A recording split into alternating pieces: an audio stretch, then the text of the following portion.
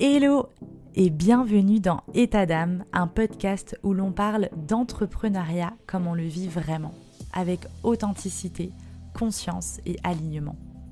Je suis Éléonore, consultante en marketing et en communication digitale, coach et formatrice, et ici je partage mes coulisses, mes transitions, mes prises de conscience et tout ce que signifie entreprendre en restant profondément soi. État d'âme, c'est un espace simple, sincère, vrai, pour donner du sens à ce qu'on crée. On y explore un entrepreneuriat plus humain, alignement, intuition, équilibre, éthique et la vraie vie derrière nos business. Parfois en solo, parfois avec des femmes inspirantes, je t'emmène au cœur d'un entrepreneuriat aligné où l'on avance avec plus de vérité, plus de conscience et de douceur. Aujourd'hui, je suis très heureuse d'accueillir Aurélie Béranguer. Aurélie, elle est coach professionnelle certifiée, elle est consultante en conduite du changement et formatrice et elle accompagne depuis plus de 15 ans des professionnels, des entrepreneurs en Nouvelle-Calédonie et en Polynésie française. Et dans cet épisode, on va parler de son parcours, de ce qu'il a construit, de comment elle a créé un business aligné et surtout qu'elle continue de réaligner au fil du temps. Coucou Aurélie. Bonjour Éléonore. Écoute, je suis ravie de t'accueillir aujourd'hui pour le lancement de ces nouveaux interviews pour l'année 2026. Je suis honorée de faire partie de ce lancement. Et du coup, ravie aussi de rééchanger avec la Nouvelle-Calédonie où j'ai vécu pendant plus de 25 ans. Et à l'époque, c'est là qu'on s'était rencontrés. Et c'est vrai qu'on a gardé le contact depuis. Donc, je suis très contente de pouvoir te faire participer à cet épisode parce que justement, j'ai envie d'interviewer des personnes qui sont dans un business aligné. Et toi, je sais que c'est le cas. Donc, je suis très contente que tu puisses lancer cette nouvelle session d'interview. Moi aussi. Alors écoute, je te propose que pour commencer, tu te présentes, parce que moi j'ai un petit peu introduit qui tu étais, ce que tu faisais, mais j'aimerais bien que toi tu te présentes avec tes mots quand tu rencontres quelqu'un que tu connais pas. Comment est-ce que tu te présentes, qui tu es, qu'est-ce que tu fais, etc. T'es pas obligé de parler que business, hein, tu peux aussi être plus global dans comment tu te présentes en général quand tu rencontres des gens que tu connais pas. Bonjour, moi c'est Aurélie. Ça fait, comme tu l'as dit, plus de 15 ans que je travaille l'accompagnement des porteurs de projets, les personnes à développer leurs entreprises. Et ce qui me fascine en fait depuis toujours, c'est le développement du potentiel, donc le mindset. Trop bien. Et du coup, comment est-ce que tu en es arrivé à te spécialiser justement sur cette partie mindset et à devenir coach professionnel? Est-ce que tu peux nous raconter un peu ton parcours dans les grandes lignes? Qu'est-ce qui t'a amené dans tes expériences ou dans les formations peut-être que tu as fait ou les rencontres que tu as eues peut-être qui t'a amené jusque là où tu es aujourd'hui? Alors aussi loin que je me souvienne, j'ai toujours été passionnée de contact avec les humains, de rencontres, de voyages. Très jeune, j'ai eu ce goût d'aller explorer un peu des territoires inconnus. Donc j'ai voyagé en Irlande, j'ai passé une année là-bas. Un peu plus tard, quand j'avais 22 ans, je suis partie une année au Cameroun. Je suis allée au Canada, à La Réunion. J'ai toujours aimé explorer. Et parallèlement à ça, j'ai fait des études dans le développement économique. Et ensuite, je suis arrivée en Calédonie il y a à peu près 17 ans, où j'ai commencé ma carrière à accompagner les porteurs de projets. Et en 2014, j'ai lancé ma société parce que je voulais le faire à ma manière, d'accompagner ce développement économique. Où là, j'ai travaillé en tant que consultante sur la gestion de projet, plutôt sur des volets stratégiques, du diagnostic, de la stratégie et du développement sur de l'économie de territoire. Donc en gros, c'est se dire comment on va valoriser un territoire et permettre aux entrepreneurs de pouvoir rester chez eux, travailler chez eux et en vivre et valoriser l'environnement dans lequel il est. Donc c'est hyper intéressant parce que c'est des enjeux sur plusieurs milliers de personnes. Donc il y a eu cette partie-là de ma vie. Ensuite, je me suis orientée, j'ai eu des opportunités sur de la formation. Là, j'ai formé les élus en Calédonie et en Polynésie française, toujours sur des stratégies de développement de leur territoire. Et après, à force d'accompagner les entrepreneurs, je me rendais bien compte que il y avait autre chose à aller chercher. Je me suis dit, mais dans le fond, qu'est-ce qui fait qu'un entrepreneur va réussir et que l'autre, il va, en tout cas, moins réussir? Et à force d'être là-dedans et de réfléchir là-dessus, mais je me suis dit, mais c'est évident, c'est le mindset. En gros, c'est les histoires qu'on se raconte qui vont nous limiter ou au contraire nous amener à avoir de l'ouverture. Donc je me suis fait coacher, je me suis dit: «Tiens, ça a l'air pas mal, on va tester, on va voir ce que ça dit» et là je me suis dit: «Ah ouais effectivement, ça ouvre des portes, ça donne de la confiance, ça permet de croire vraiment en soi». Donc je me suis orientée là-dessus, j'ai pris les bancs de l'école, pendant 2 années, je me suis formée au Canada pour effectivement devenir coach certifié et donc aujourd'hui, j'accompagne, 80 des personnes qui viennent me voir, c'est des entrepreneurs, pour les lancer dans leur activité, quand ils ont des nouvelles offres, pour aussi leur donner plus confiance, travailler sur leur posture. S'ils veulent démarcher, ça peut être pour clarifier leur vision et c'est surtout, c'est ça le mindset. Parce que c'est vraiment ce qui fait la différence, ça maintenant j'en suis persuadée. Je suis tellement d'accord avec toi. C'est vrai que tu le vois tout de suite, je trouve, avec l'expérience. Quand tu rencontres un entrepreneur qui lance son activité, je suis sûre que maintenant, dès que tu le rencontres, tu vas savoir tout de suite, par rapport justement à ses croyances, à ce qu'il se raconte, à la façon dont il se présente, à l'énergie qu'il dégage, etc. Je suis sûre que tu arrives, toi, maintenant, à te dire, OK, cette personne-là, je sais qu'elle va réussir parce que je sens qu'elle a justement ce mindset entrepreneurial et cette énergie qui fait qu'elle va réussir à développer son business, à grandir, etc. Et des gens qui sont dans un autre état d'esprit, tu vois, et où tu sens que ça va être compliqué pour eux, ou alors qu'effectivement, ils doivent absolument se faire accompagner par des gens comme toi, par exemple, qui va les aider à aller débunker ses croyances négatives, à réussir à justement implémenter dans son inconscient des croyances qui vont être beaucoup plus constructives pour les aider à développer leur business. Mais du coup, pour quelqu'un qui sait pas forcément, enfin tu vois, le mindset, on l'utilise pas mal. Comment toi, tu définis justement ce mindset? Qu'est-ce qui pour toi fait partie du mindset et fait que une personne va plus ou moins réussir en fonction justement de ce mindset-là? Bah, pour moi, le mindset, c'est, changer de lunettes, changer de regard déjà sur soi. Changer de regard sur ses capacités, sur ses incapacités et se dire finalement que tout est possible. Changer de regard sur soi, changer de regard sur son environnement. En gros, ouais, c'est ça. J'assimile beaucoup au changement de regard, changement de perspective, qu'à un moment donné, on va se rendre compte qu'en changeant de point de vue, finalement, la situation elle va être beaucoup plus évidente. Quand on dit que ça s'aligne parfois, que c'est plus confortable, alors qu'on a juste pris un petit pas de recul et on a changé de perspective. Je suis tellement d'accord avec toi. C'est vrai que c'est vraiment cette idée de lunettes parce qu'au final, c'est vrai que tout ce qui nous arrive dans la vie, en gros, c'est neutre. Et en fonction de la paire de lunettes que tu as mise, justement, soit tu vas le voir d'une façon positive, ou soit tu vas le voir d'une façon négative. Et c'est vrai qu'à partir du moment où tu as la bonne paire de lunettes, il peut t'arriver n'importe quoi, entre guillemets. Bon, évidemment qu'il y a des fois des choses qui font que c'est vraiment compliqué. Mais on va dire que sur le quotidien, quand il t'arrive quelque chose, tu vas réussir à mieux le gérer, à mieux l'appréhender, etc. Et du coup, toi, justement, qu'est-ce que tu mets en place avec tes clients pour aller les faire changer de lunettes? Parce que c'est pas si facile finalement, parce que souvent, la paire de lunettes qu'on a, on l'a depuis l'enfance, on l'a depuis longtemps. Et du coup, s'il y a, je sais pas, une technique un peu clé que toi, tu t'arrives à utiliser avec tes clients ou nous partager un petit peu comment tu travailles avec eux pour les faire changer de paire de lunettes. Alors la bonne nouvelle, c'est que pour revenir sur ce que tu disais un peu plus tôt, c'est que ça se travaille et tu peux avoir des résultats super rapides. Quand je dis super rapide, c'est qu'en 1, 2, 3 séances, en fonction du sujet, la personne, elle peut complètement switcher. Donc au niveau, donc ça c'est quand même une bonne nouvelle. Et c'est comme tout en fait, c'est un muscle, ça se travaille. Si vous voulez être en bonne santé, avoir une bonne hygiène physique, vous allez faire tout pour, donc manger sainement, aller faire de l'activité physique, et ça va être OK. Et le mental, c'est exactement pareil. Donc ça veut dire mettre en place des routines, de ce sur quoi on va concentrer son attention, être observateur de ses pensées.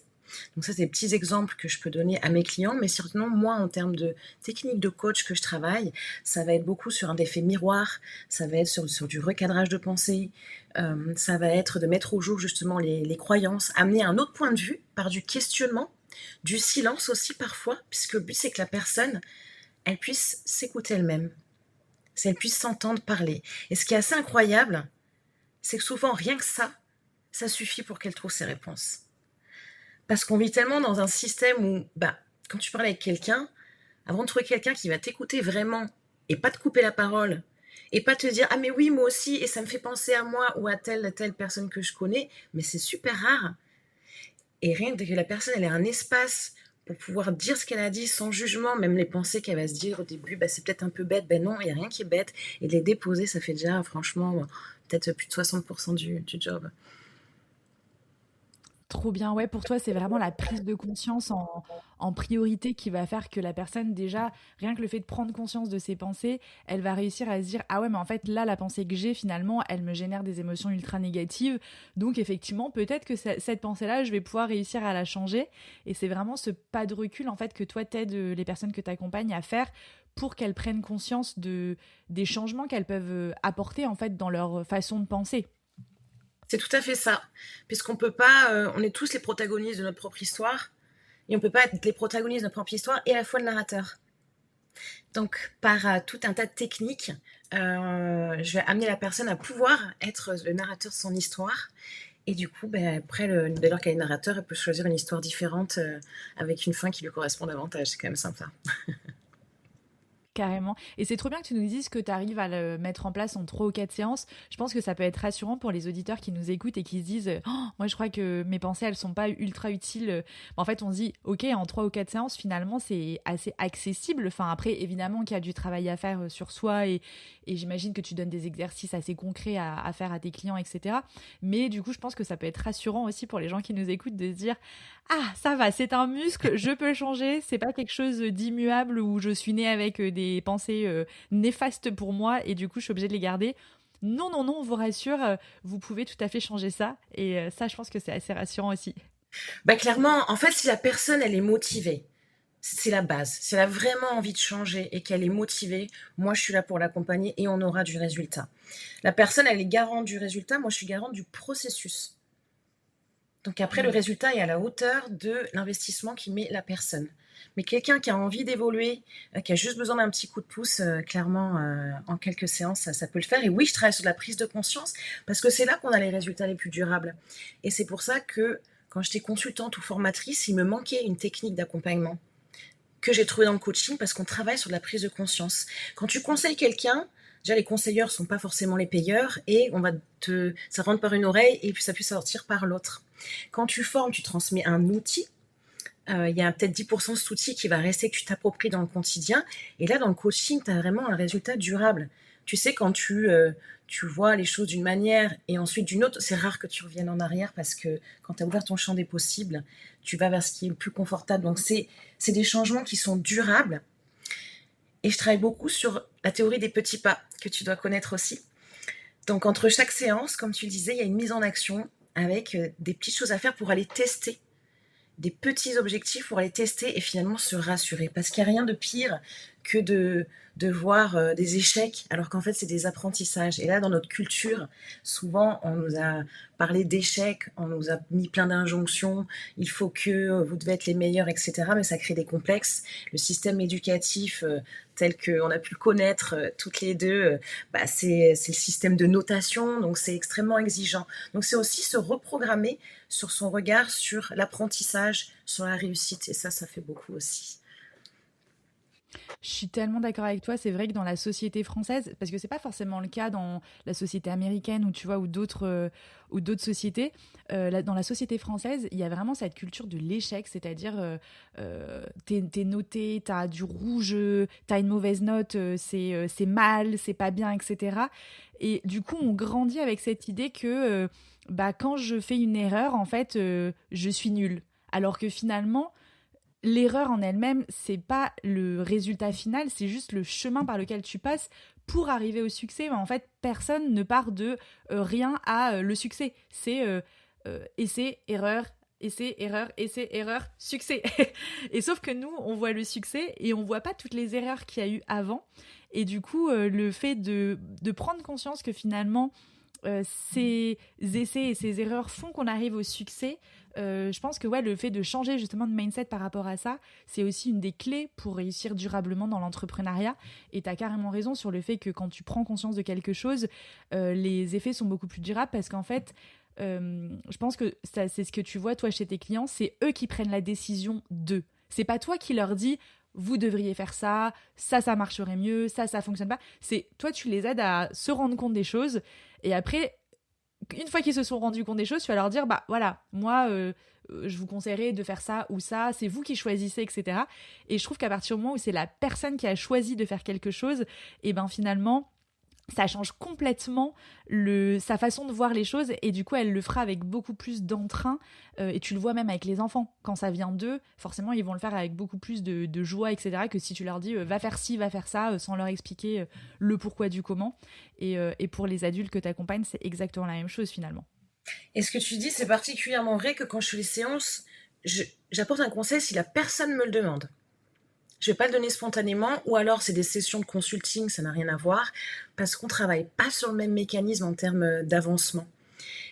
Et ce qui est intéressant en coaching, c'est ce que tu dis à juste titre. La personne, elle devient acteur de sa vie. Elle devient consciente de sa responsabilité envers soi, de son propre bonheur, de se dire, en fait, on aura beau être dans la victimisation si on veut, mais c'est pas ce qui fait avancer.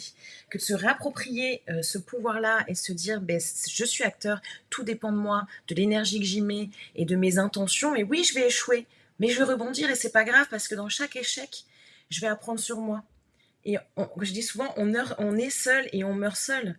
Entre-temps, il se passe des rencontres, il se passe des événements dans la vie, mais qui va te juger? Je veux dire, d'ailleurs, c'est soi-même, on est les juges les plus sévères.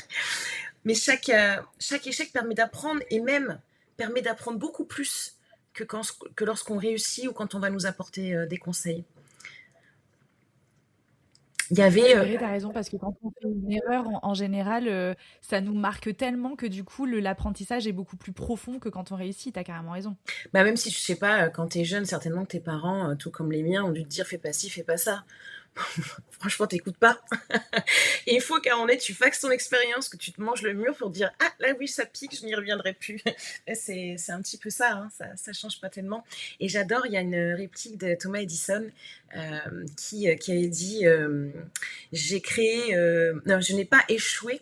J'ai créé plusieurs stratégies qui n'ont pas abouti quand il a voulu créer son ampoule électrique. Et je trouve ça, voilà, ça résume tout à fait le mindset, c'est le rapport qu'on entretient avec son environnement extérieur, avec les choses qui nous entourent.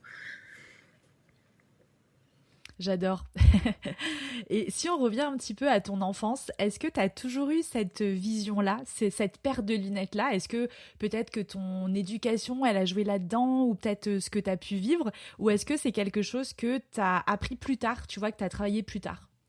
Alors, petite, j'ai toujours été très curieuse, j'ai toujours aimé apprendre, j'ai toujours aimé transmettre. J'ai aimé le contact avec les gens. Donc ça, jusqu'à aujourd'hui, je me dis que je suis à la bonne place. Ça n'a pas changé. En revanche, le regard sur le monde, je l'ai travaillé avec le temps. Déjà parce que tout ce qui est lié au développement de soi, c'est pas très vieux dans le fond. Ça touche beaucoup de notre génération et celle qui arrive. De la génération de nos parents, ils étaient beaucoup moins là-dedans. Ils avaient peut-être plus de résilience. Ils acceptaient les choses comme elles arrivaient. Mais est-ce que ils arrivaient à les transformer en opportunités de voir plus loin? Je suis pas sûre, il faudra leur poser la question à eux. Donc c'est à force de travail. Et sincèrement, là où j'ai eu le plus grand chiffre, c'est quand je me suis mise au coaching, puisque du coup j'ai fait un travail moi aussi de développement personnel qui est nécessaire. Tu peux accompagner les gens si tu n'as pas travaillé tes propres blessures, parce que le risque c'est de faire un transfert, d'avoir des biais cognitifs, déjà qu'on en a plein. Alors si en plus tu te rajoutes cela, c'est plus difficile pour accompagner avec qualité ton client. Et là ça a été vraiment ça m'a ouvert le champ des possibles, et depuis j'arrête pas de me former. Encore aujourd'hui je suis fascinée à écouter des podcasts, des webinars, j'adore ça quoi. Donc je continue de me nourrir pour à chaque fois il y aura toujours un petit élément supplémentaire qui va faire que tu auras une petite ouverture d'esprit en plus, et je suis fascinée par ça, par les mouvements, par les neurosciences, par les comportements humains, par les histoires qu'on se raconte. J'adore ça. On partage cette même passion de l'humain et de comprendre les mécanismes. Moi, c'est pareil, j'adore voilà, comprendre, etc. Et du coup, tu disais, donc quand tu étais petite, t'aimais le contact humain, t'aimais aider, t'aimais transmettre, etc. Est-ce que quand tu étais petite, tu savais un petit peu, t'avais des idées de métier que tu rêvais de faire plus tard? Et est-ce qu'aujourd'hui, du coup, tu te retrouves, alors peut-être que c'est pas forcément exactement le métier dont tu rêvais quand tu étais petite, mais peut-être que aujourd'hui, du coup, dans ce que tu fais dans ton quotidien, c'est un peu la même chose que les métiers que tu rêvais de faire plus tard. Alors, comme beaucoup de petites filles, je pense, je voulais être maîtresse. Bah, t'es formatrice aujourd'hui, j'ai envie de te Et je dire. suis dans la transmission et ça a été un déchirement quand je me rappelle post-bac, j'ai dû faire un choix d'études où j'hésitais, je voulais aller dans l'enseignement ou partir sur un master. Ça a été vraiment compliqué le choix, mais je suis partie sur du développement d'entreprise. Mais effectivement, je transmets. Je transmets aujourd'hui pour la formation, mais pas que. Tu vois, je me suis vraiment mise à lancer ma communication sur les réseaux il y a à peu près 6 mois, en me disant, bon allez, c'est important de le faire pour développer pour sa visibilité, se faire connaître. Et en fait, je prends un kiff. Je me rends compte que j'adore transmettre, partager les choses. Ensuite, j'ai l'occasion d'être invitée pour organiser une conférence sur la gestion de l'incertitude. Et autant c'était des peurs que j'avais. Et finalement, quand tu surpasses les peurs, et je le sais, j'accompagne les gens au quotidien, mais moi aussi je le vis, je reste humaine, j'ai pas le savoir infini. Et ben quand tu surpasses cette peur et tu t'y confrontes, après c'est que du bonheur, tu arrives à retrouver ta quintessence et ce qui t'anime. Donc la transmission au travers des réseaux et dans les 15 accompagnements que je fais, c'est extraordinaire, sans pour autant me dire je sais mieux que l'autre. Mais en tout cas, garder une posture basse ou neutre, mais transmettre mes passions, ce qui m'anime, les choses que j'ai pu écouter, voir, entendre et échanger là-dessus. Ouais, c'est génial. C'est trop bien. Et justement, je voulais t'interroger sur cette conférence que tu as animée il y a peu, parce qu'on en avait discuté toutes les deux. Du coup, est-ce que tu peux expliquer un peu à nos auditeurs bah, voilà, comment ça s'est passé pour cette première conférence, sur quel sujet tu es intervenu, et puis bah, comment tu l'as vécu avant, pendant, après, voilà, qu'est-ce que ça a pu t'apprendre justement dans l'accompagnement que tu peux aujourd'hui proposer à tes clients. Est-ce que ça t'a apporté une brique en plus, une vision différente des choses, etc. Je veux bien que tu nous en parles un peu plus. Alors, ça m'a apporté forcément plus de confiance en moi et ça m'a fait une brique en plus pour sortir de la peur du jugement. La peur du jugement, c'est une peur qu'on a tous, qui date depuis le début de l'humanité, puisque ce qui se joue derrière, c'est la peur du rejet. Si on te juge mal, tu es rejeté. Et l'homme reste un mammifère. Les animaux vivent en troupeau. Nous, on a besoin de notre rapport à l'autre, on a besoin de vivre en collectivité. Donc en gros, si t'es jugé, c'est à mort assurée. Donc ça m'a challengé sur ça. Et du coup, ça m'a libéré un peu plus de cette peur du jugement. Alors pour ce client, comment ça s'est passé, c'est que je l'avais démarché pour le coaching à la base. Et puis au fil de la discussion, on a super bien accroché. Et il me dit, mais tu voudrais pas me proposer, on a parlé mindset, on a parlé incertitude par rapport au climat actuel aussi, les enjeux économiques sur le territoire.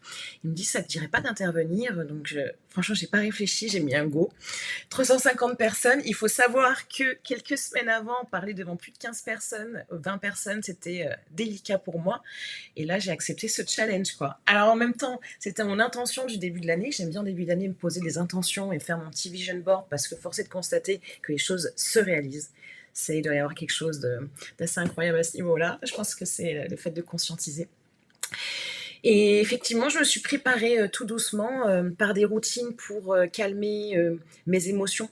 En fait, les émotions, c'est des alliés et quand tu sais t'en servir, vraiment, c'est encore plus des alliés. Parce que du coup, même les émotions désagréables, tu vas t'en servir comme indicateur pour pouvoir travailler dessus et aller plus loin et te prendre ce pas de recul de se dire, voilà, là, je suis pas rationnelle parce que je suis sur le coup de l'émotion, donc comment je vais réguler mon émotion? Donc des techniques de régulation émotionnelle, des techniques de visualisation, des techniques où on prend du recul, où parce que finalement, qu'est-ce que tu risques? Je veux dire, les gens ne vont pas être là à t'attendre, à te fusiller parce que t'as bafouillé ou tu vois. Donc Oui, les gens vont balancer des tomates non mais clairement, pendant la conférence. clairement, je veux dire, c'est du non-sens. Et donc, je me suis obligée à avoir cet esprit aussi, au début du moins, de amuse-toi, amuse-toi. Si tu t'amuses, les gens vont s'amuser.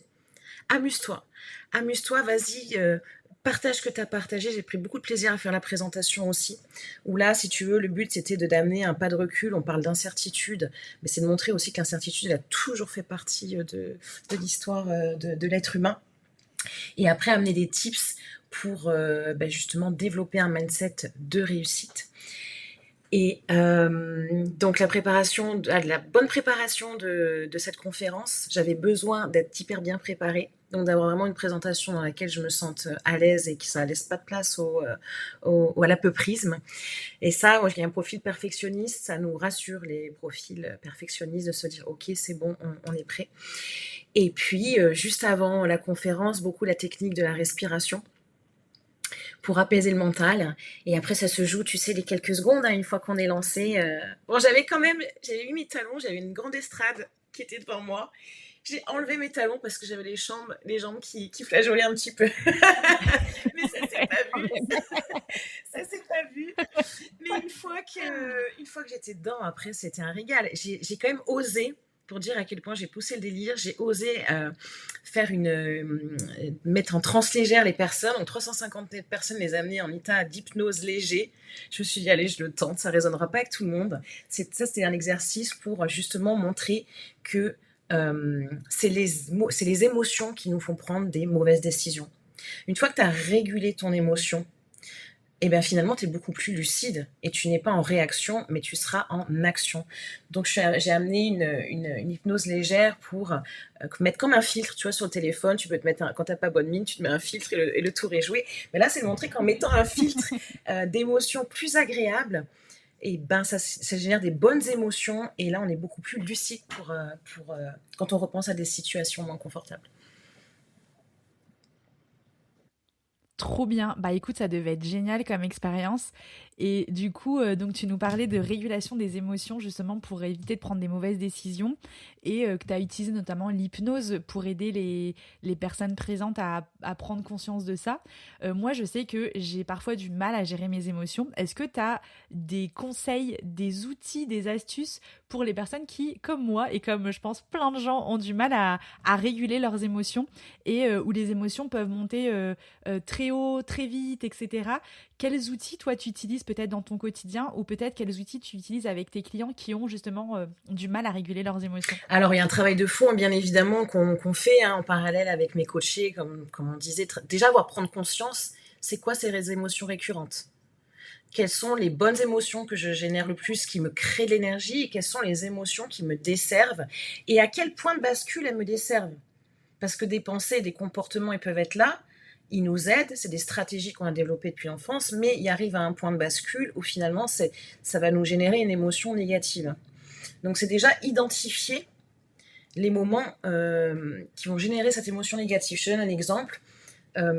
Quelqu'un qui procrastine, qui après va pas se sentir bien parce qu'elle va tout faire à la dernière minute, ben, finalement, la procrastination, c'est le résultat d'un perfectionnisme.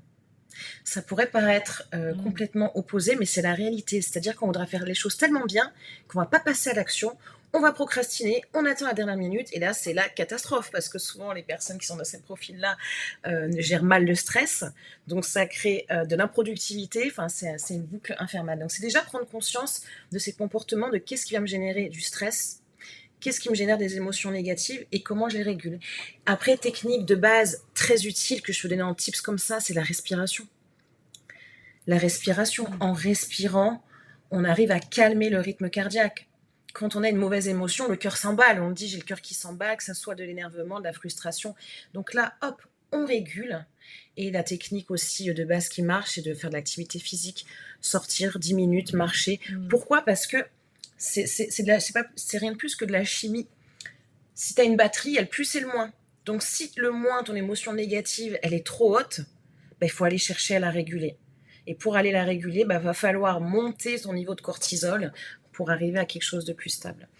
Et après, dernière chose, c'est ne jamais prendre des décisions sous le coup de l'impulsivité. Attendre que l'émotion soit redescendue. Elle redescend forcément.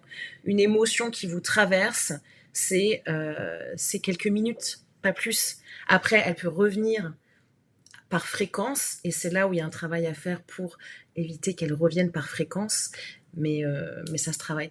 Moi, j'avais tendance à ruminer il y a peut-être 10 ans de ça. Ça revenait en boucle, j'en dormais pas. Quand je me disais mince, j'ai pas fait l'affaire, je me suis laissé marcher dessus. J'aurais dû répondre ça, j'ai pas eu le répondant, je m'en voulais, etc. Ça me réveillait la nuit. Maintenant, quand ça peut m'arriver, l'émotion, elle va me traverser, mais ça durera pas, et rapidement, je vais avoir cette capacité à agir de la manière que je dois faire, quoi, que j'ai envie de faire. Ouais, trop bien. Après, j'imagine que c'est de l'entraînement aussi. Mais j'aime bien cette idée de d'abord revenir au corps parce que finalement, comme tu dis, les émotions, c'est de la chimie. Donc en fait, rien que en apaisant le corps, et ben comme le corps et l'esprit sont liés, bah, tout de suite en fait ton esprit va redescendre et peut-être que ça va t'aider à prendre du recul sur les pensées qui ont généré ces émotions et du coup faire un pas de côté et comme tu disais tout à l'heure, devenir observateur finalement de mes pensées. Et quand je me mets dans cette posture d'observateur, finalement les pensées ont beaucoup moins d'impact sur moi parce qu'en fait j'ai un pas de recul, donc je me dis bah en fait c'est mes émotions, c'est pas moi. Et tout de suite, je trouve que ça aide à faire redescendre. Et c'est un très bon conseil que tu nous donnes aussi de ne pas prendre de décision sous le coup de l'émotion. Parce que je pense qu'effectivement, après, on peut le regretter. Moi, je donne ce conseil-là à mes clients sur quand tu reçois, par exemple, un commentaire négatif ou un avis négatif, tu sais, en communication. Voilà, j'ai eu des clients où ils reçoivent un avis négatif sur leur fiche Google par exemple et en fait tout de suite bah là l'émotion elle monte, t'as la colère, t'as l'incompréhension, la frustration, le fait de te dire bah attends je l'ai vu ce client il me l'a pas dit en face, pourquoi il vient me mettre un commentaire négatif comme ça derrière, etc. En plus il pourrit ma réputation sur Google, enfin t'as toutes ces pensées là qui font que mon client par exemple il va voilà vraiment avoir la colère qui monte, etc. Donc il va avoir envie de répondre quelque chose d'hyper salé qui va pas du tout permettre aux clients derrière de s'apaiser. Et moi, je leur dis toujours, ne répondez jamais à chaud à un commentaire négatif ou à un avis négatif. C'est pire que tout parce qu'en fait, vous allez rentrer dans une spirale avec le client qui va, parce que vous allez vouloir vous justifier, l'autre en face, il va vouloir aussi justifier son avis, son point de vue, etc. Et en fait, tu rentres après dans un effet boule de neige et c'est tout ce qu'il faut éviter sur le digital ou les réseaux sociaux, c'est de rentrer dans un effet boule de neige, en fait, d'avis négatifs, d'échanges négatifs, en fait, entre un client et une entreprise. C'est tout ce qu'on veut éviter. Donc, franchement, j'adore ce conseil, ne jamais prendre de décision sous le coup de l'émotion. T'as bien raison. Et il y a ce que tu dis, c'est le travail de son intelligence émotionnelle. Plus tu vas travailler ton intelligence émotionnelle, plus tu vas garder en tête de là où tu veux aller toi, et plus tu seras hyper détaché de ce genre de choses et tu auras la capacité à le répondre en remettant avec élégance et tact la personne à sa place s'il y a besoin, ou ne pas le considérer parce que tu sais ce que tu vaux. Si toi tu sais ce que tu vaux, on pourra t'éclabousser, ça va pas t'atteindre, t'as un bel imperméable et puis go quoi. Et la technique de se couper des émotions, pour rentrer un petit peu dans le jargon pour ceux que ça intéresse, c'est une technique de dissociation. On appelle ça la dissociation en PNL. Et en fait, basiquement, comme je t'ai dit, ce qui nous empêche de prendre les bonnes décisions ou d'avoir les bonnes réactions ou des comportements de réussite, c'est nos émotions qui sont parfois trop intenses. Et en te dissociant, tu te coupes de l'émotion, donc ton niveau il redevient plus bas. Moi, ça m'est déjà arrivé parce que, pareil, hein, je reste humaine. Des fois, j'ai la moutarde qui me monte au nez. Tu as envie de péter un câble entre la personne. Là, quelqu'un qui va te provoquer, que moi j'ai jugé comme une provocation parce que ça va résonner certainement à quelque chose chez moi. D'un seul coup, je me visualise au-dessus de la scène. Donc, il y a la personne qui est en face de moi. Je m'imagine du dessus nous voir. Et là, ça m'est déjà arrivé, mais d'un seul coup, d'éclater de rire. Oui, parce que du coup, tu fais un pas tellement loin de recul que la situation, elle est plus du tout comme ce que tu imaginais quand tu étais dedans, Ça quoi. devient ridicule. Et en fait, ce qui est cocasse, c'est que la personne qui veut t'agacer, des fois, qui te provoquer, d'un seul coup, tu lui éclates de rire, mais tu prends le contre-pied. Tu lui ris au nez et finalement, ça la désarçonne complètement, quoi. Donc, c'est des bonnes techniques, ouais. Trop bien, ouais, donc la technique de la visualisation. Et puis ce que tu disais aussi, c'est comme tu dis, quand on est conscient de sa valeur, finalement, le jugement ou ce que les autres peuvent penser de nous aura beaucoup moins d'impact. Donc j'imagine qu'il y a aussi un gros travail de confiance et d'estime de soi à faire en même temps que la gestion des émotions, parce que finalement, comme tu dis, plus on a cette confiance en soi, cette estime de soi, et moins du coup les avis des autres ou ce qui peut arriver dans notre environnement va avoir un impact sur ce socle solide qu'on a, quoi. Et du coup, sur cette partie confiance et estime de soi, qu'est-ce que toi, tu as pu mettre en pratique, par exemple, alors soit dans tes accompagnements avec tes clients, ou soit avec toi-même, quand justement tu nous disais que tu t'es formé au coaching, etc., et que toi aussi, tu as travaillé sur tes traumas, tes peurs, etc. Qu'est-ce que concrètement tu as pu mettre en place, toi ou avec tes clients, pour justement renforcer cette confiance en soi et cette estime de soi? Alors, j'aimerais qu'on se prenne juste un petit pas de recul, puisqu'on est dans les pas de recul sur ça, pour faire la nuance, parce que la confiance en soi et l'estime de soi, c'est vraiment deux choses différentes. On peut avoir confiance en soi et avoir une mauvaise estime de soi, et inversement, mais en général, c'est plutôt dans ce sens-là. Et quand on va travailler sur le mindset, on va beaucoup travailler là-dessus. En fait, dans l'enfance, malheureusement, on ne nous a pas appris à nourrir l'estime de soi. On nous apprend à bien se comporter, à être poli, à réfléchir par soi-même, à être bon à l'école, à avoir des relations amicales avec les autres, être dans la bienveillance. Mais l'estime de soi, on peut être des super parents, c'est super compliqué à transmettre. Là, de plus en plus, on a des outils pour ça. Et tu vois, je te prends l'exemple. Un parent qui va encourager son enfant, c'est bien, t'es le meilleur, vas-y, continue, je suis fière de toi. On peut se dire, bah, génial. Mais sauf que l'effet pervers, c'est que l'enfant, il peut ne pas apprendre, du coup, à s'auto-évaluer sur sa valeur, et de savoir si c'est bien ou pas, et d'avoir toujours besoin de quelqu'un d'extérieur pour s'auto-évaluer, savoir si ce qu'il a fait, c'est bien ou c'est pas bien. Il a des références externes pour évaluer sa propre personne. Et c'est ce qui fait, bah ça va faire des adultes plus tard, typiquement, qui vont pas avoir d'estime de soi, parce que la personne, là on est en plein dans le syndrome de l'imposteur. Ça, c'est des accompagnements que je fais, qu'on travaille beaucoup sur l'estime de soi, le syndrome de l'imposteur. Ça touche beaucoup les femmes. On se sent pas légitime. Pourquoi? Parce qu'on a l'impression, du coup, que l'expertise qu'on a, elle est normale. Ce que je fais, c'est normal. Donc on va avoir du mal à facturer, on va avoir du mal à parler de soi, on va dire non mais ce que j'ai fait c'est pas grand chose, on va attribuer sa réussite au facteur de chance, on va se dire mais bon j'ai rien d'exceptionnel, pour qui je suis, pour développer une nouvelle idée, pour vouloir développer ce business, et tout ça en fait c'est vraiment des choses liées à l'estime de soi.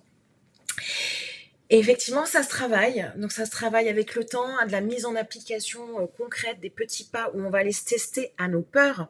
Et on va se rendre compte, la peur, une fois qu'on ouvre la porte, il n'y a plus personne. Et on va se rendre compte aussi que soi-même, on entretient. En fait, on les entretient, les peurs, nous-mêmes. Dès lors qu'on va sortir de cette peur, notre rapport aux gens, il va complètement changer. Et oui, mettre ses limites, finalement, on va se rendre compte que c'était dur à la base, mais que finalement, la personne, elle est pas choquée quand tu mets tes limites, elle peut pas juste à autre chose. Et toi, ça fait genre 10 ans que tu te prends la tête à pas oser te mettre tes limites et tu restes sur ça. Et un jour, tu te dis, ouais, j'ai essayé et il n'y a rien de spécial. Après, des outils, il y en a plein. Honnêtement, il y en a plein. Ça dépend beaucoup de la personne. Ça dépend de c'est quoi son enjeu. Est-ce que c'est son équilibre pro-perso? Est-ce qu'elle manque d'estime d'elle-même au travail? On va peut-être retravailler sur le sens, sur la motivation, peut-être son ikigai, par exemple, tout simplement. Ça peut être des techniques où on va travailler à mettre au jour les forces de la personne pour qu'elle prenne conscience que ces forces, il n'y a pas tout le monde qui les a. Et que oui, elle a des faiblesses, mais dans ce cas-là, on est au clair sur les faiblesses, on sait que c'est comme ça. Donc on les voit plus comme quelque chose qui va casser la confiance en soi. On sait qu'elles sont là et on va utiliser les forces pour aller les compenser. Et ça change tout. Après, t'as plus honte si t'as une faiblesse, tu vas pouvoir l'affirmer, te dire ouais, ok, là je suis pas fort dans tel domaine, et c'est ok. Tu vas pas chercher à le cacher quand tu vas être au travail. Tu vas pas chercher à masquer, tu vas pas en avoir honte. Et ça, puisque ton podcast et ton entreprise c'est authenticité, ça joue vachement sur l'authenticité. La vulnérabilité, les gens aiment le contact authentique. Ça donne du charme, tout ce qui a un peu du relief comme ça. Enfin, moi je trouve. Je suis tellement d'accord avec toi et ce syndrome de l'illégitimité, ce syndrome de l'imposteur, moi aussi je le vois énormément chez mes clients parce que du coup dans la partie communication, ça a aussi un énorme impact parce que du coup quand justement on a ce syndrome-là, qu'on n'ose pas, voilà, qu'on n'a pas forcément confiance en soi, etc., on va pas oser communiquer non plus derrière. Et donc tout ça c'est énormément lié. Et moi-même je l'ai rencontré quand je me suis lancée dans mon activité et même encore aujourd'hui quand je vais lancer des nouvelles offres ou quand je sors un peu de ma zone de confort et que j'essaye des nouvelles choses, et j'ai ce syndrome qui revient en mode c'est exactement ce que tu disais, qui je suis en fait pour faire ça, c'est exactement ce que tu disais, que en fait on a l'impression que c'est normal ce qu'on fait et on se rend pas forcément compte de l'immense valeur qu'on va apporter aux autres. Et ça c'est un énorme travail sur soi de tous les jours, je trouve, de voilà, continuer de renforcer cette estime de soi, etc. Et comme tu l'as dit, c'est quelque chose que je vois vraiment majoritairement chez les femmes que je vais accompagner, et toi tu le vois aussi chez les femmes que tu accompagnes. À ton sens, pourquoi est-ce que nous les femmes, on est plus touchées par ce syndrome-là? Pourquoi est-ce qu'on a moins confiance en nous que les hommes, alors que en soi, je vais dire, on devrait pas, tu vois? Et qu'est-ce qui fait à ton sens que dans la société où on est aujourd'hui, c'est beaucoup plus dur pour une femme de se lancer dans l'entrepreneuriat parce que justement, il y a toutes ces peurs, il y a tous ces doutes, il y a toutes ces croyances qu'on nous a inculquées depuis qu'on est enfant, etc. Voilà. La porte est ouverte sur le sujet. Je veux prendre un petit pas de recul à nouveau sur ce que tu disais sur l'ensemble des nouvelles offres. Je trouve ça hyper intéressant ce que tu dis, parce que je me suis rendu compte qu'effectivement, il y a des entrepreneurs qui avaient beau avoir leur activité depuis peut-être 2 ans, 3 ans, 5 ans, 10 ans. Quand ils lancent, donc ils ont fait leurs preuves, ils sont là. Quand ils lancent une nouvelle offre, eh ben, ça revient de manière cyclique. Et c'est drôle que tu m'en parles parce que là, j'ai lancé une offre fin d'année dernière justement sur accompagnement pour les personnes qui lancent des nouvelles offres. Donc c'est marrant que tu m'en parles parce que c'est un constat que j'ai posé et qui revient. Et tant que tu l'as pas vraiment travaillé, ben en fait, il va revenir de manière continuelle. Et les femmes, alors, je pense qu'on est encore dans une société quand même patriarcale où dans l'entreprise, les hommes sont beaucoup présents, ils parlent fort. Petites, les filles, souvent, c'était ne fais pas de vagues, sois gentille, sois serviable. Les hommes sont plus orientés action. Ils jouent au foot, ils bougent, voilà, ils sont dans l'action. Donc, ça nous a construites, nous, les femmes. Et il y a aussi que, du coup, dans l'entreprise, il faut faire toujours beaucoup plus que les hommes pour se sentir reconnu et se sentir légitime. Beaucoup plus de formation, beaucoup plus de travail sur soi. Et c'est aussi parce que, ça c'est mon point de vue, la femme est dans la douceur, la femme c'est la maman qui a le côté maternant, qui se pose des questions. Un homme, il fonce et après il réfléchit. Et la femme va se poser des questions, mais l'inconvénient c'est que ça nourrit le doute. Mais le bon côté, ouais, c'est ça. C'est ça. Mais de bon côté, c'est qu'il y a plein de qualités qui sont plus liées aux femmes, l'intelligence émotionnelle. Donc tout ce que je dis, c'est très cliché, mais n'empêche que c'est ce qui ressort quand même aujourd'hui. Donc ça touche plus les femmes parce que les femmes ont vraiment cette sensibilité de vouloir faire les choses bien. Elles pensent aux conséquences que ça peut avoir. L'impact que ça aura, pas que sur elles, sur les autres. Il y a vraiment cette vision globale de la part des femmes qui est liée, je pense, au fait qu'elles enfantent, tout simplement. Carrément. Et du coup, j'ai envie de rebondir sur ce que tu disais tout à l'heure sur le fait que voilà, tu as lancé justement une offre pour accompagner les personnes qui lancent justement une nouvelle offre. C'est quoi un peu les piliers pour toi quand on lance une nouvelle offre? C'est quoi les questions qu'on doit se poser ou tu vois, vraiment les grandes étapes, on va dire, pour justement réussir ce lancement de nouvelle offre? Déjà, c'est son intention. Où est-ce que j'ai envie d'aller? Pourquoi je le fais? Donc, se reconnecter à son pourquoi. Donc ça, c'est la base. Ensuite, voir si l'offre, elle est toujours alignée avec ce qu'on veut faire, parce que parfois, on développe des choses parce qu'on est dans le quotidien. Mais est-ce que c'est toujours aligné à la personne où je suis aujourd'hui? Donc déjà, une fois par an, te faire ton petit bilan sur toi, tes intentions, qu'est-ce que tu veux, qu'est-ce que tu attends de ta vie, qu'est-ce que tu as envie de te dire dans 5 ans, dans 10 ans, dans 20 ans. Ça permet de se réaligner. Donc on va voir un petit peu l'offre, le positionnement. Est-ce que ces clients que tu veux attirer, c'est en phase avec ton business aujourd'hui? Ou est-ce que comme tu as changé toi, tu as envie d'attirer d'autres types de personnes? On va pouvoir travailler sur la manière de communiquer également, mais plus par rapport à la personne qu'on est aujourd'hui. Et aller se tester et prendre conscience de ses forces, c'est ce que je disais un peu plus tôt. Donc c'est vraiment un retour à soi, se dire je vais me prendre peut-être 1 mois ou 2-3 séances pour refaire le point et être sûr que la direction que je vais prendre aujourd'hui, en tout cas, elle me correspond. Et aller se confronter dans sa prospection à ce petit syndrome de l'imposteur. Et le gros avantage quand tu te fais accompagner, c'est que du coup, tu as un regard extérieur. Et donc, tu te rends bien compte que finalement, qui tu es, il y a plein de choses à valoriser.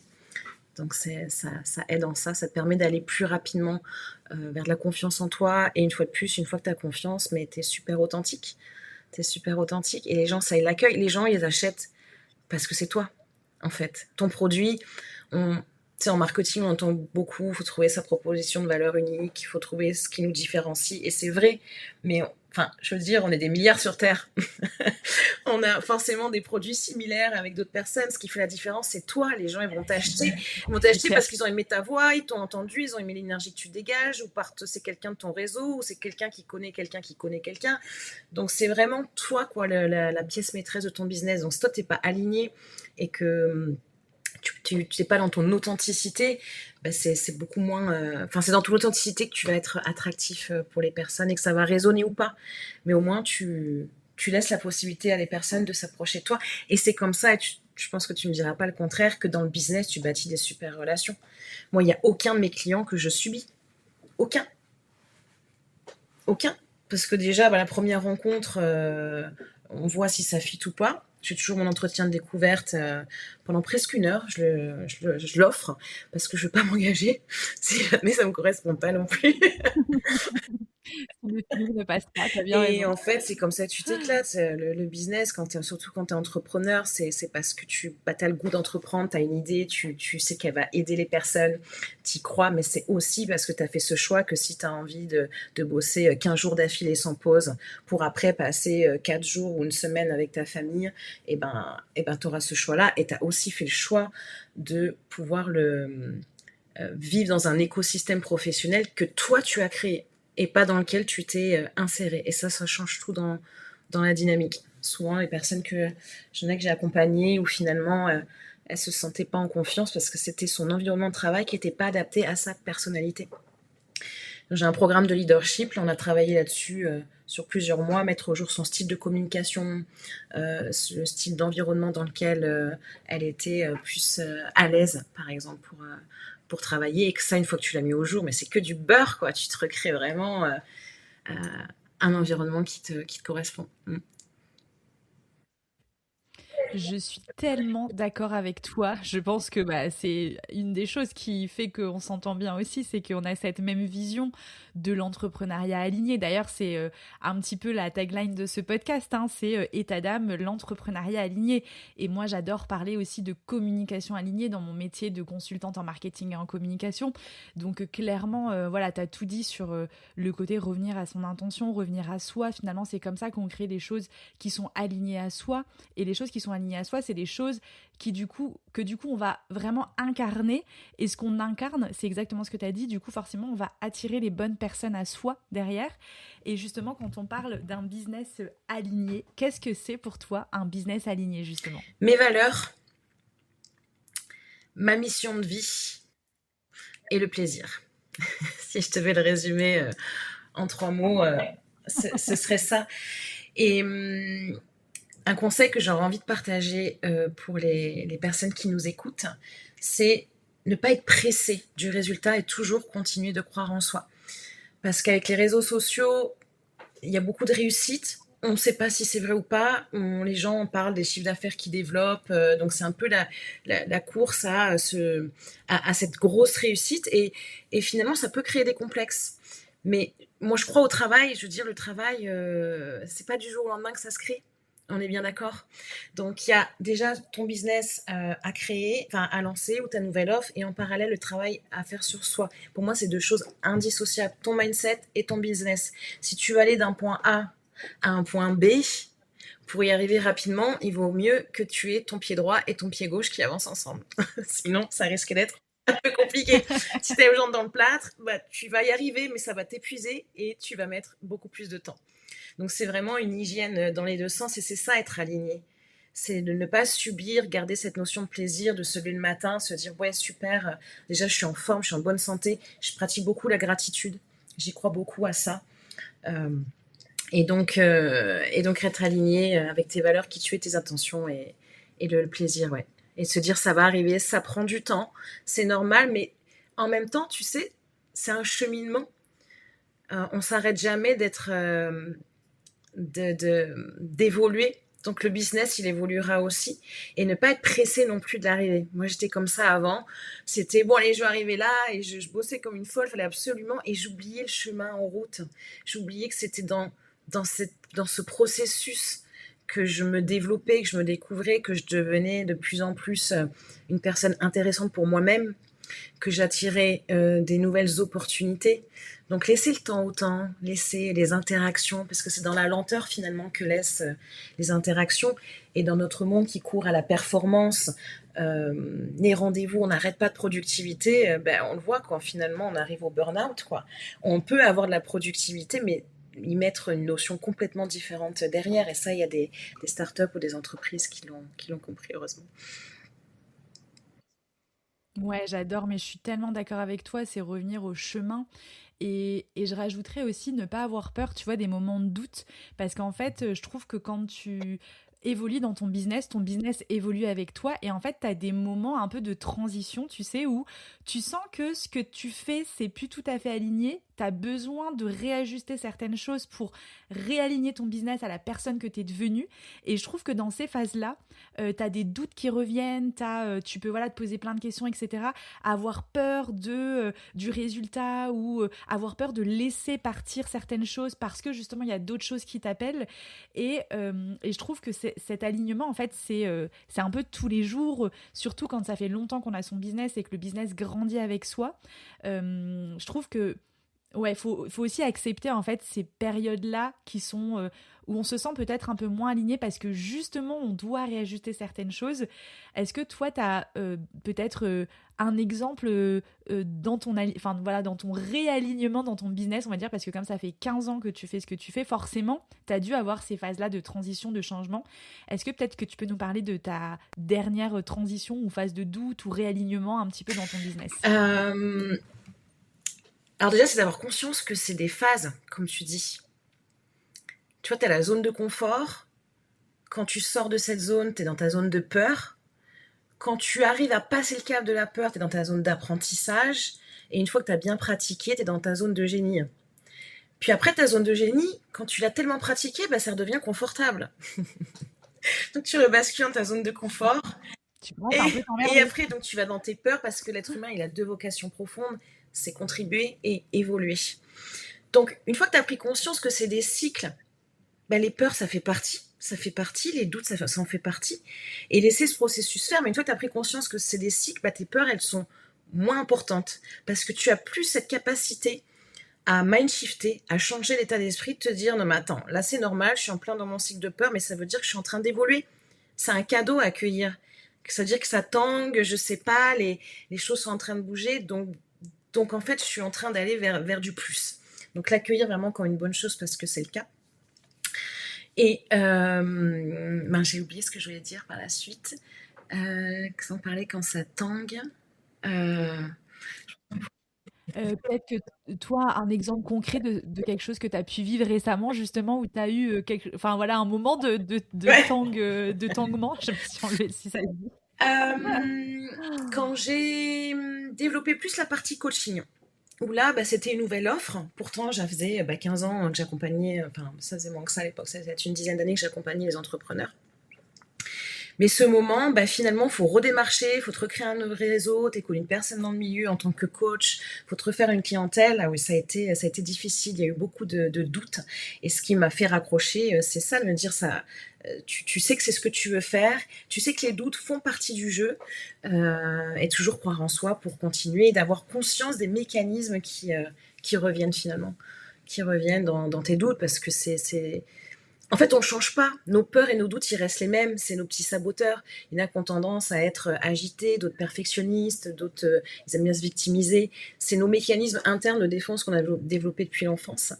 Mais pour autant, quand tu les vois arriver, tu sais qu'en fait, c'est eux et que ça ne va pas te servir. Donc, rien à avoir conscience, tu lâches prise. Et oui, ce que je voulais dire tout à l'heure, ça me revient.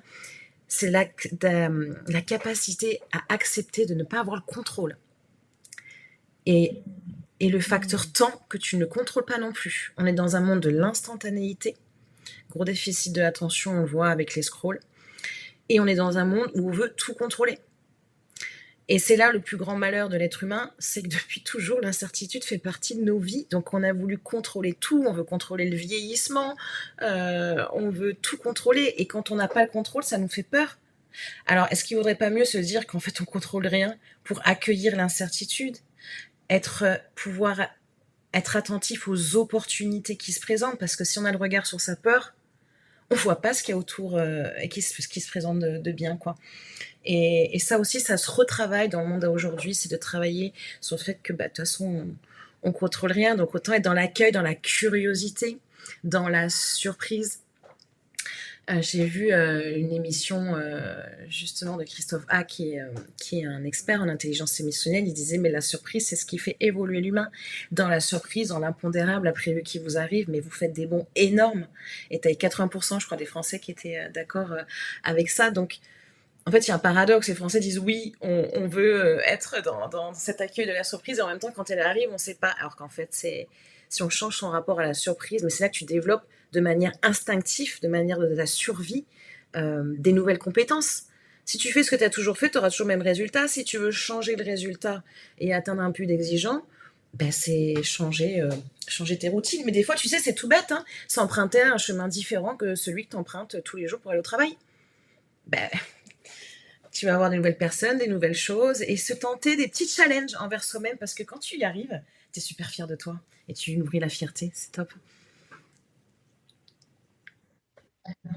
J'adore, mais je suis tellement d'accord et tu as trop raison. Dans la société dans laquelle on est, on contrôle tout en fait. On veut contrôler notre poids, on veut contrôler ce que les gens pensent de nous, on veut contrôler, enfin tout, tout, tout, tout, tout. Alors qu'au final, tu as complètement raison. En fait, l'incertitude fait partie de notre environnement et comme tu dis, on devrait accepter en fait que la vie est incertitude et qu'en fait, juste en plus, c'est le mot qui revient tout le temps, lâche prise, lâche prise, lâche prise. C'est difficile de lâcher prise dans la société dans laquelle on est. Et tu vois, ça me fait penser justement à une question que je voulais te poser. C'est, tu vois, bah, là, on est dans une société qui évolue très très vite, notamment avec les nouvelles technologies qui arrivent, l'intelligence artificielle, etc. Comment toi tu vois l'arrivée de l'intelligence artificielle, notamment dans ton métier, parce que maintenant on développe des IA qui peuvent te coacher, etc. Est-ce que toi il y a une partie de pas de peut-être pas de peur, mais où tu te dis oh là là ça va trop vite, ça va trop loin. Comment est-ce que voilà tu l'appréhendes dans ton métier et est-ce que bah peut-être tu l'utilises toi enfin au quotidien, j'imagine que oui pour plein de choses, mais voilà comment est-ce que comment t'appréhendes cette partie-là, l'intelligence artificielle dans ton métier et dans l'évolution de notre société? Alors déjà, je suis en sorte de ne pas l'appréhender, puisque de toute façon, elle est là. donc, euh, donc, C'est un- ben voilà, On ben l'a ouais, pris. elle est là. Moi, ça m'aide beaucoup dans mon quotidien. Je te cache pas que tout ce qui est travail de synthèse, de relecture, de faute d'orthographe, ça me fait gagner un temps fou. Je vais l'utiliser pour brainstormer parce que je travaille seule. Donc ça, c'est top pour me poser. Voilà, je lui demande de questionner, j'échange et ça m'ouvre des perspectives. Là où ça pourra, selon moi, jamais être une menace, c'est que l'IA n'est pas capable de ressentir des émotions. Et Dieu merci. Et l'être humain est fait à 90% d'émotions. Donc jusque-là, ça ne remplacera jamais l'humain. Tout est émotion, nos décisions, nos choix. Des fois, j'ai des dirigeants qui me disent, je dis, bah, alors comment tu prends tes décisions? C'est quoi ta manière de prendre des décisions habituellement, etc. Ah bah, je fais des plus, des moins et je prends des décisions rationnelles. Ok, et qu'est-ce qui fait à la fin que tu prends telle décision A plutôt que la décision B? Non, c'est parce que je le sentais mieux à l'intuition. Bon, bah, en fait, tu le prends avec des émotions. Il y a souvent, tu sais, dans mon entreprise, on va dire les émotions, ça n'a pas sa place, mais en fait, on est des êtres que d'émotions. Ce n'est que les émissions qui nous font développer des stratégies. Pourquoi le matin, tu prends toujours la même tasse pour boire ton café? On est fait de stratégies et d'émotions. Quand tu achètes des choses, c'est au coup de cœur. Quand tu consommes, c'est au coup de cœur. Et les vendeurs, les excellents commerciaux l'ont très bien compris. Ils vont te projeter dans, euh, en fait, une émotion ressentie, plus que même sur l'utilité de quelque chose, quoi. Donc, non, no fear. T'as bien raison. Donc voilà, on n'appréhende pas parce qu'en fait c'est là et on accepte que c'est là et juste comme tu dis, ça ne remplacera jamais l'humain, ça c'est sûr au niveau émotionnel. Je vois le temps qui tourne et on va essayer de rester dans notre timing d'une heure d'interview. J'avais envie de te poser une question sur parce que tu sais que le bien-être pour moi est quelque chose d'essentiel dans notre quotidien et notamment quand on est entrepreneur. Est-ce que tu as envie de nous partager une chose qui pour toi est non négociable pour ton bien-être et pour justement être une meilleure entrepreneuse, une meilleure humaine au quotidien, etc. C'est quoi ton non négociable Oh, pour il y ton en a juste bien-être? un, hein. C'est dur si je dois en choisir que un. Ah, tu peux après si vraiment c'est trop dur d'en choisir un, tu peux nous en partager deux ou trois. Alors déjà, c'est les moments où je suis seule. J'ai besoin, c'est viscéral de me retrouver seule par moment. Là, ça fait, bah là, je suis sur Sydney en ce moment, je suis seule pendant quelques jours et ça me fait un bien fou parce que je me reconnecte bah, à moi en fait, à ce qui me plaît, je recharge mon énergie. Donc les moments seuls, hyper important. Les moments où je marche dans la nature, ça me fait vraiment quelque chose, ça me redonne de l'énergie. Et 3 fois par jour, je m'impose un petit temps où je vais être en pleine conscience. Je me fais un petit 3 minutes de respiration, de méditation, où je vais me concentrer juste sur une seule chose. ça permet de baisser le niveau de revenir à un niveau d'énergie qui est super agréable. Donc ça serait ça les petits tips. Trop bien, j'adore. Bah écoute, franchement, c'était trop intéressant notre conversation. J'espère que ça plaira à nos auditeurs autant que ça m'a plu d'échanger avec toi parce que c'était vraiment top. Si nos auditeurs veulent en savoir plus sur toi, sur les accompagnements que tu proposes, etc., où est-ce qu'on peut les renvoyer? On mettra bien évidemment tous les liens en description de l'épisode, mais où est-ce qu'on peut te trouver? Sur mes réseaux, Boost Yourself NC. Donc Instagram, Facebook, TikTok, j'essaie d'être partout, de faire des vidéos pour apporter justement des conseils aux personnes. Et sur LinkedIn, Aurélie Béranguer. Je suis active sur mes réseaux pour partager, pour transmettre, justement. Donc avec plaisir pour se contacter par ce biais-là. Et si je peux vous aider, ça va être un grand plaisir. Trop bien. Bah écoute, un grand merci Aurélie pour tous tes conseils, tes tips, ton point de vue aussi, ta vision avec cette paire de lunettes de coach, mindset, etc. C'était hyper intéressant. Moi, j'ai adoré échanger avec toi. Donc j'espère que c'est la même chose de ton côté et que surtout que nos auditeurs vont adorer l'épisode aussi. Merci Léonore, moi c'est un plaisir, je pourrais en parler des heures aussi, je trouve ça fascinant. Trop bien. Bah écoute, je te dis à très vite. Et puis pour nos auditeurs, eh bien, prenez bien soin de vous et à très vite pour un nouvel épisode. Bye Ciao, bye. ciao!